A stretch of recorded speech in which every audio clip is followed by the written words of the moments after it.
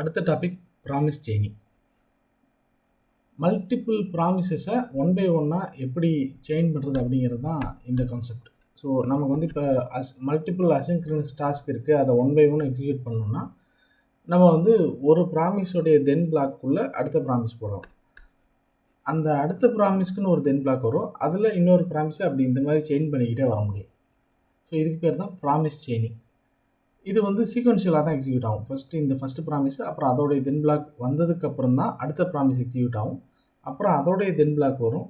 So ஒவ்வொரு ப்ராமிஸும் முடிஞ்சு அந்த தென் பிளாக் வந்ததுக்கப்புறம் தான் அடுத்த ப்ராமிஸ் வந்து ரன் ஆகும்.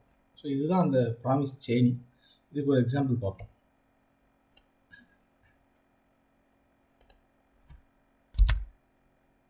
ஸோ நம்மக்கிட்ட பை டிஃபால்ட் க்ரியேட் பண்ண ஒரு ப்ராமிஸ் இருக்குது. இந்த ப்ராமிஸோடைய தென் பிளாக் இருக்குது. இப்போ நான் என்ன பண்ணுறேன், இந்த தென் பிளாக்குள்ள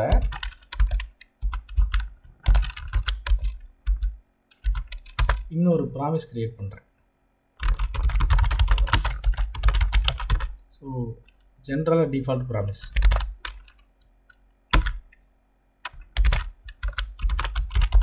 ரிஜெக்ட் நம்ம யூஸ் பண்ண போகிறதில்ல, டேரெக்டாக ரிசால்வ் மட்டும் கோடிங்கை ஜஸ்ட் சிம்பிளிஃபை பண்ணுறதுக்காக, ஜஸ்ட் இன்னொரு ப்ராமிஸ் ஆட் பண்ணியிருக்குங்கிறத காட்டுறதுக்காக ரிசால்வ் மட்டும் யூஸ் பண்ணியிருக்கோம். Resolve of second promise.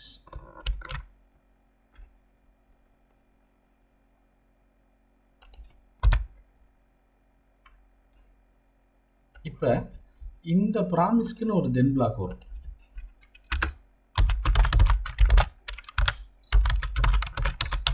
So அந்த ப்ராமிஸ் ஒரு ரிசல்ட்டை ரிட்டர்ன் பண்ணும்.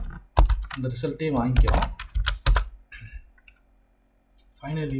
ஃபைனலி ரிமூவ் பண்ணிடலாம், கன்ஃபியூஷன் அவாய்ட் பண்ணுறது. ஸோ தென்னில் console log of next result அப்படின்னு போட்டோம்னா ஃபஸ்ட்டு வந்து இந்த ப்ராமிஸ் ரன் ஆகும். ரன் ஆகும்போது டாஸ்க்கு கம்ப்ளீட்டடுங்கிறது தான் ஃபஸ்ட்டு பிரிண்ட் ஆகும். அதுக்கப்புறம் அதாவது enters then block along with அந்த ரிசல்ட்டை பிரிண்ட் ஆகும். அதுக்கப்புறம் இன்னொரு ப்ராமிஸ் க்ரியேட் பண்ணுறோம். அந்த ப்ராமிஸ் வந்து தென் பிளாக்கில் ஒரு ரிசல்ட்டை ரிட்டர்ன் பண்ணுது. அந்த ரிசல்ட்டு தான் செகண்ட் ப்ராமிஸ்.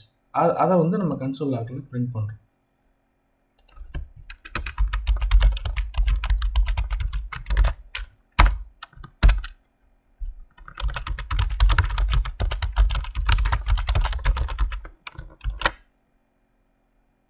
இப்போ இதை ரன் பண்ணோம்னா ஒரு சீக்வன்ஷியலாக வரும். ஃபஸ்ட்டு ப்ராமிஸ் எக்ஸிக்யூட் ஆகும்போது அவுட்புட் வந்து என்டர்ஸ் தென் பிளாக்னு போட்டுட்டு ஸ்பேஸ் விட்டு இந்த ரிசல்ட், எந்த ரிசல்ட்டு, இந்த ப்ராமிஸோடைய result, task completed, first task கம்ப்ளீட்டட்னு வரணும். இது வந்ததுக்கு பிறகு செகண்ட் ப்ராமிஸ் க்ரியேட் ஆகுது. அந்த ப்ராமிஸை வந்து கால் பண்ணுறோம். அது ஒரு ரிசல்ட்டை ரிட்டர்ன் பண்ணுது. அந்த ரிசல்ட்டை பிரிண்ட் பண்ணுறோம். அந்த ரிசல்ட் எதுனா அந்த ரிசால்வுக்குள்ளே போட்டிருக்கிற என்னவோ அதுதான் ரிசல்ட்டாக வரும். ஏன்னா நம்ம ரிஜெக்ட் ஹேண்டில் பண்ணல. அது பிரிண்ட் ஆனதுக்கு பிறகு last console second promise completed இந்த ஆர்டரில் தான் வரும். ஏன்னா நம்ம ப்ராமிஸ் செயினிங் பண்ணியிருக்கோம்.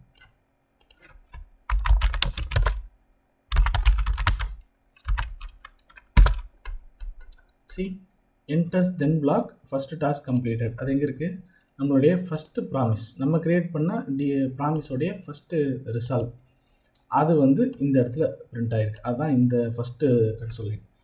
அது முடித்ததுக்கப்புறம் செகண்ட் ப்ராமிஸ் க்ரியேட் ஆகிருக்கு. அந்த ப்ராமிஸோடைய தென் பிளாக்கில் அந்த ரிசல்ட்டை பிரிண்ட் பண்ணியிருக்கோம். அந்த ரிசல்ட்டு தான் செகண்ட் ப்ராமிஸ். அதுதான் நமக்கு செகண்ட் லைனில் வந்திருக்கு. அதுக்கு பிறகு ஃபைனலி செகண்ட் ப்ராமிஸ் கம்ப்ளீட்டட்னு வந்திருக்கு. ஸோ இப்படி தான் வந்து ஒரு ப்ராமிஸ்க்குள்ளே இன்னொரு ப்ராமிஸை நம்ம செயின் பண்ணணும். நம்மளுடைய ரெக்குயர்மெண்ட்டுக்கு ஏற்ற மாதிரி சீக்வன்ஷியலாக மல்டிபிள் அசின்க்ரனஸ் ப்ராசஸ் இருந்துச்சுன்னா அதை இந்த மாதிரி செயினிங் மூலிமா இம்ப்ளிமெண்ட் பண்ண முடியும்.